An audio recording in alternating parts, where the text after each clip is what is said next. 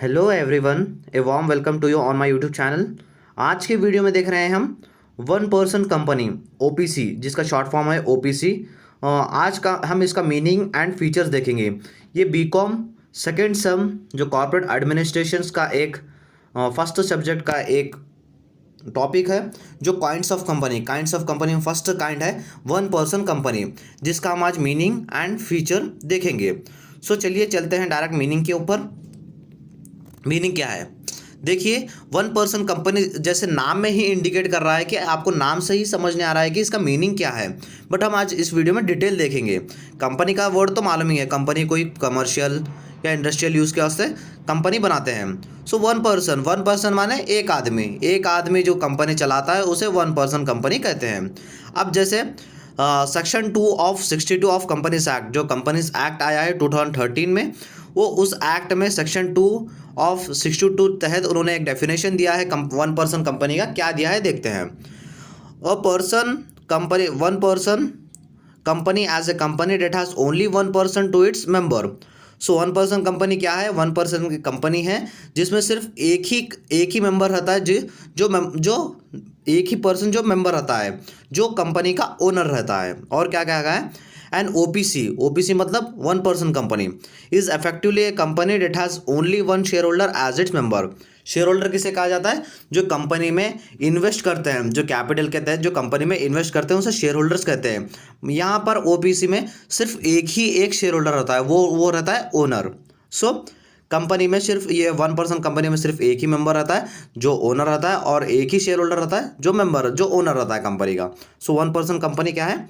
One person company जो एक company है जिसमें सिर्फ एक ही पर्सन जो कंपनी का ओनर रहता है और एक ही शेयर होल्डर रहता है जो ओनर रहता है, जो सारा का सारा पैसा कंपनी स्टार्ट करने के लिए सारा का सारा पैसा सिर्फ एक ही आदमी, एक ही व्यक्ति लगाता है।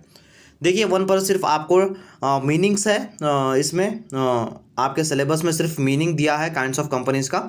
बट हम फीचर्स देख के, फीचर्स मैं आपको सिर्फ शॉर्ट फीचर्स बताऊंगा। अगर आपको एग्जाम में पूछेगा तो भी आप लिख सकते हैं। सो फीचर से आपको पूरा क्लियर हो जाएगा वन पर्सन कंपनी क्या है। सो चलिए देखते हैं फीचर।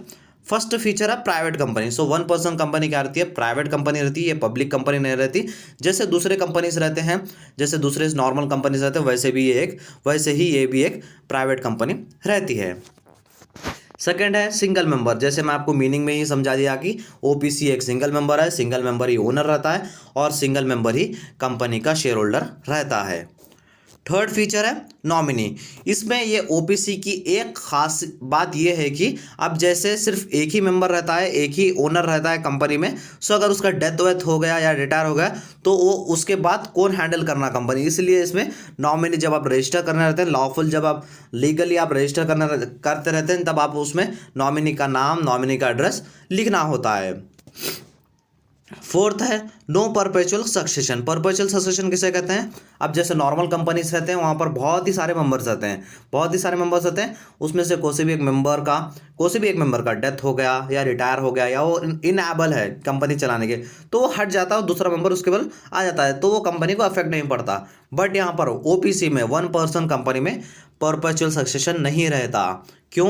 यहाँ पर सिर्फ एक ही व्यक्ति रहता है जो कंपनी चलाता है, एक ही व्यक्ति जो सारा काम करता है। सो अगर उसका डेथ हो गया या तो फिर उसका रिटायर हो गया या वो इनएबिलिटी है वो कंपनी चलाने के लिए, तो वहाँ पर कंपनी बंद होने के चांसेस रहते हैं, बंद ही हो जाती है कंपनी। अगर उसका डेथ हो गया तो नॉमिनी के ऊपर डिपेंड करता है। नॉमिनी अगर चलाना चाहता है तो नॉमिनी चला सकता है, अगर नहीं चला सकता तो कंपनी बंद हो जाती है।